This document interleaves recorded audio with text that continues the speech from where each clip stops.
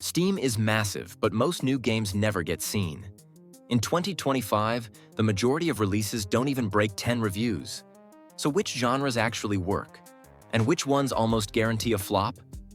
I scraped the entire 2025 release lineup, pulled every review number and every category.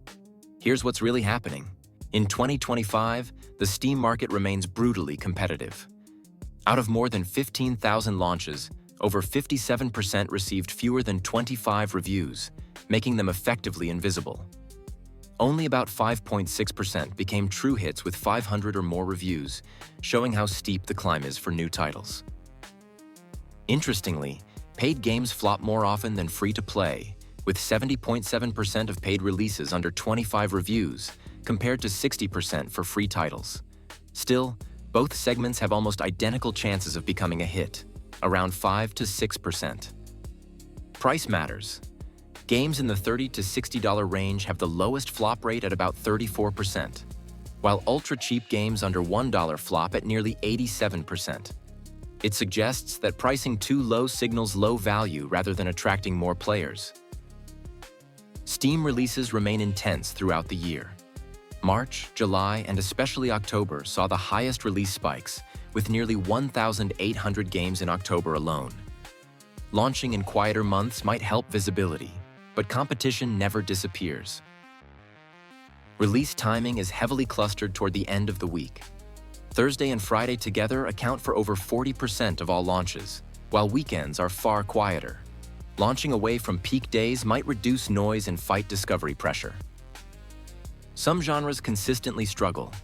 6DOF, Match 3, Sokoban, and 2D fighters show flop rates above 84%, meaning only a small fraction gain any traction.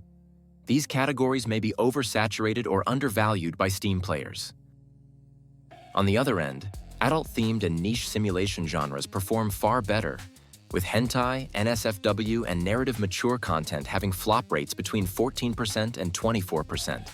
These audiences are smaller but extremely engaged and easier to reach.